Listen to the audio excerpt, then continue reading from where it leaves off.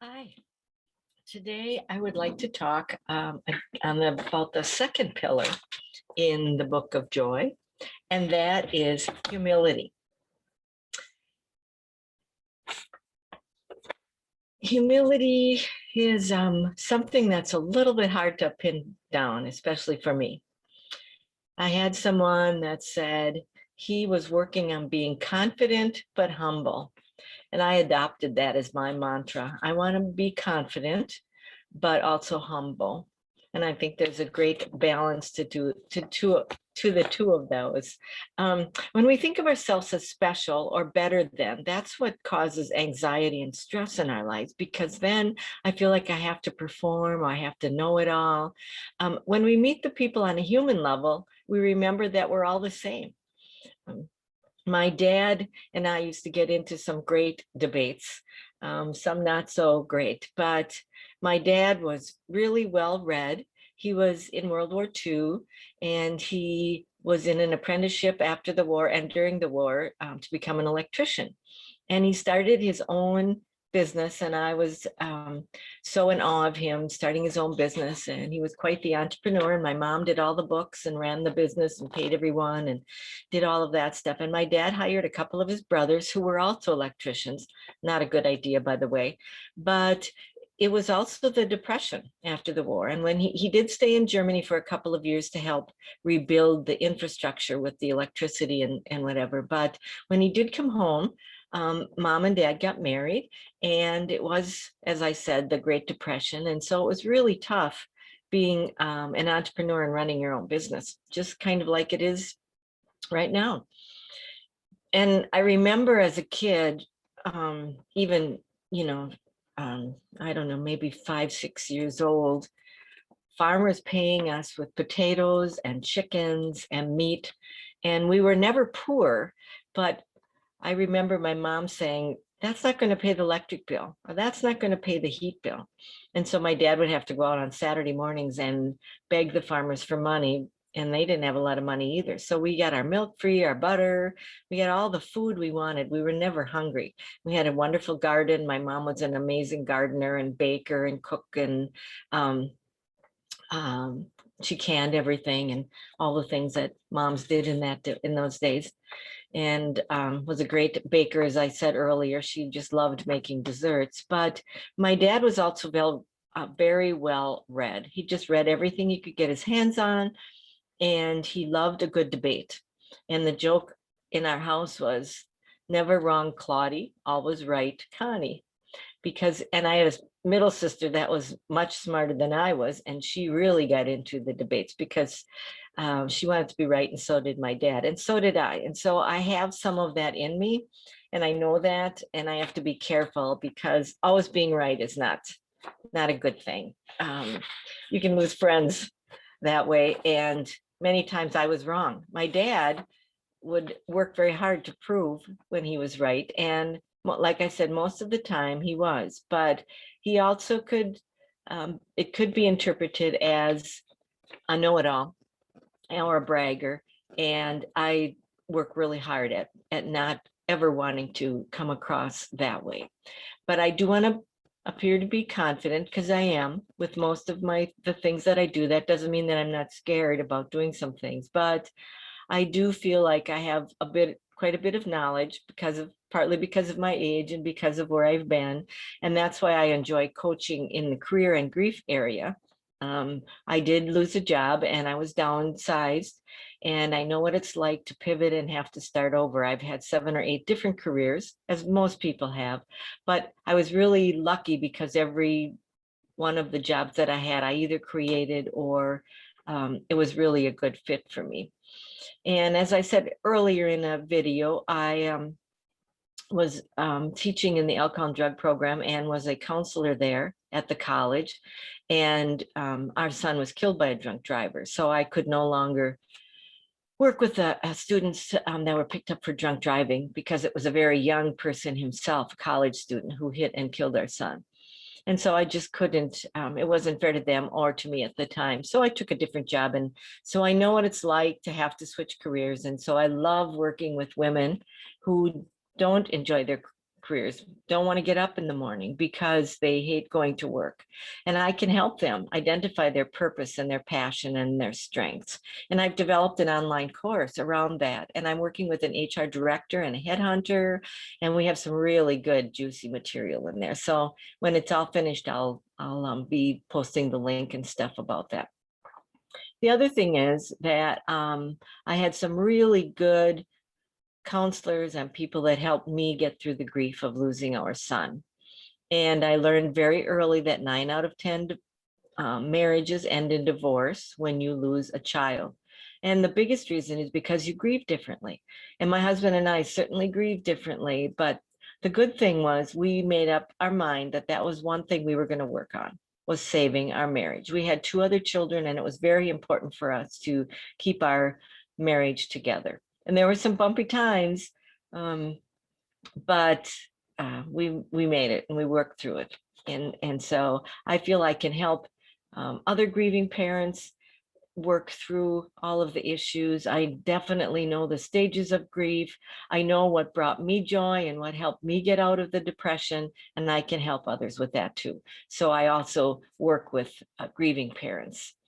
And it's not a group you want to belong to, but we can't always pick what happens to us, but we can only choose how we respond to that. And so I digressed. Sorry, I get off on these tangents, but getting back to humility, I had a couple of really good mentors at the technical college that I worked for in Wisconsin. And one of the mentors said, remember as an instructor that you are the guide on the side and not the sage on the stage. And I always remembered that. And it really was very freeing for me, because I learned very early on that when you work with adults, they have a wealth of knowledge. 90% of the students that were in my business classes and my alcohol and drug classes all had life experiences. And I didn't have to be the expert. When I was doing business classes and they were developing an HR policy, for example, I would ask them to bring their HR policies in, and we would go over them and review them and see what was missing and what needed to be changed. And it was just such a fun thing to help them get through that, but they were doing most of the work themselves. So that was really fun. And I found very early on that humility helped me grow, that I could ask people, what do you think? And I think because of my upbringing, my parents taught me that whatever you're afraid of, just go out and do it. Again, I probably told you the story of my dad. One time I was driving maybe about a year, and he said, what are you afraid of about driving? And I said, driving in a big city like Milwaukee, which is a big city to us. And he said, get in the car, we're going to drive down to Milwaukee. Well, we didn't go right through the downtown Milwaukee. We did some of the suburbs, and we drove around a little bit on the freeway and until I felt comfortable. And he said, okay, now we can go back home. So he always had the belief that whatever you're afraid of, just go ahead and do it. What's the worst thing that could happen? You could prove to yourself that you could do it. You can check it off your list. And that's just always been the belief that I've had. And so I'm quite independent. I want to prove that I can buy my own car, that I can have my own bank account, that I can do things my way. But I do have to remember that I have a significant other, my sweet husband, who is part of my life, and we have to do things together. But it's really important to me to do things by myself. But, getting help from somebody else allows me to not have to know it all, not have to do the research. I did buy my own vehicle, but what I did was I went online, got information about how much my car was worth, how much I should pay for the car that I wanted, what bells and whistles I wanted on it. And then I went out and I tried out the car by myself, and I brought it home, and the dealer wasn't dumb. He said, is your husband home? I said, yeah. He said, would you like to go home and show it off to him? Take it, see if it fits in your garage, because it's a little bigger than my past Jeep. And so I took it home and I called my husband and I said, I'm bringing a vehicle home. Let's go try it out. And he loved it. He fell in love with it more than I did. and so did our son, and I bought it. But I would not have bought it without his okay, because that's just not the way a marriage works, in my opinion. But it was fun to go to the dealership by myself, try it out, look at a whole bunch of different things, go in there with my set price for my vehicle, and show that I'm smart enough to buy my own car if I have to. But asking for help and admitting that I don't know it all is really relieving, and it takes the pressure off of things. So just think about a time when you were feeling like you had to be right, and maybe you could be a little bit more humble, and how freeing it is. And I'm learning that. So we're never too old to learn new tricks. But in the book, the Dalai Lama talks about how nervous he was. He went to someone's funeral and he had to give a talk, and he said how nervous he was. But what really helped him was that he just looked around in the church and or wherever he was at with the funeral service, and he said, I'm just like everybody. I'm the same as everyone else, a good friend, a mentor, a co-worker, and I'm not any better than anyone else in the audience. And then that helped him relax, and humor also helped him, and that's the next pillar we'll talk about next week. But so the author of the book said to him, can you explain the role that humility plays in cultivating joy? And I think that's a real key question, because we talked about the obstacles, and now we talked again the Dalai Lama talked about, it's not something that we're born with, that's for sure, and it's not something that we can claim to have and then just have it, like a tattoo or birthmark or something. We just don't have it there. We have to keep working on it. And the Dalai Lama had a Tibetan prayer that he says he repeats at least 3 or 4 times a day. So I'd like to read it to you.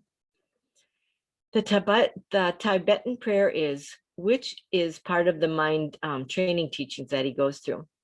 Whenever I see someone, may I never feel superior. From the depth of my heart, may I be able to really appreciate the other person in front of me. And we as Christians would say, Amen. But he said that really helps him stay grounded and humble.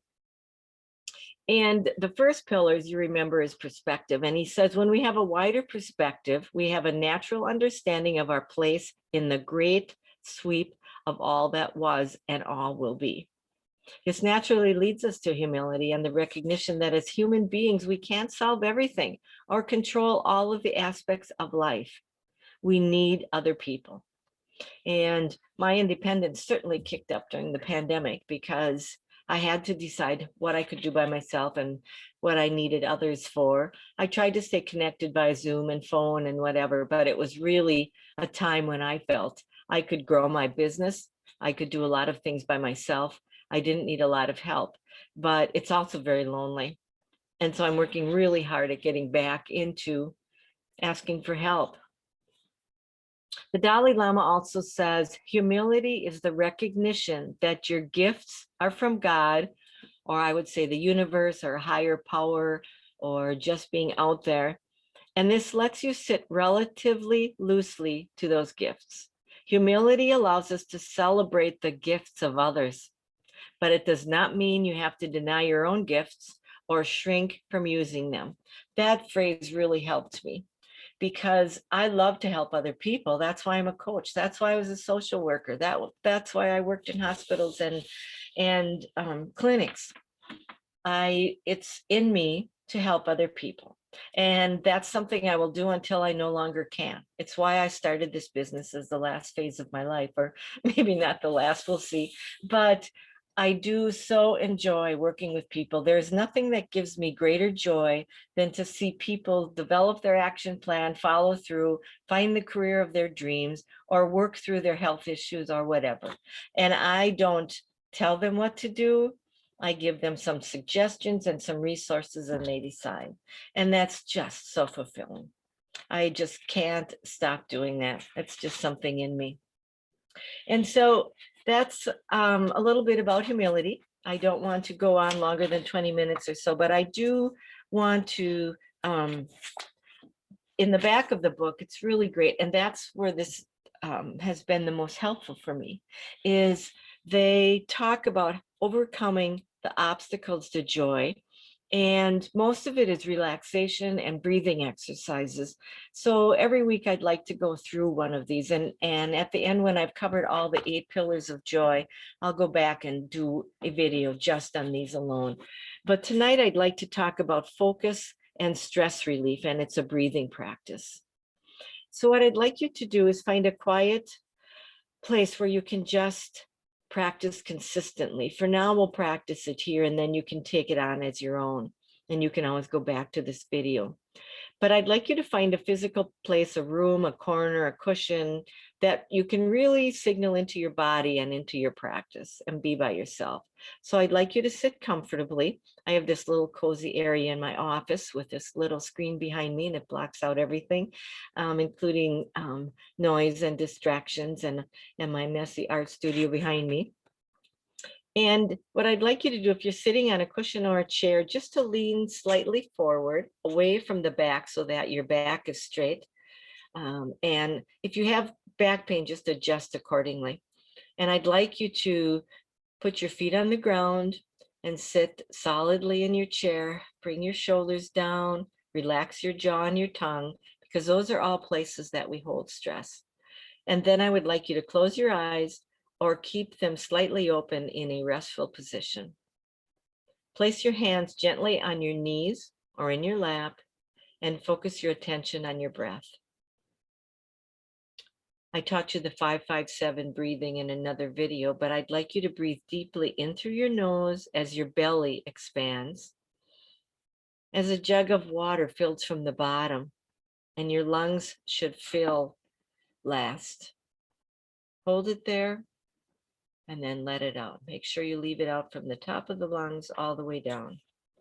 So let's do that 2 or 3 times.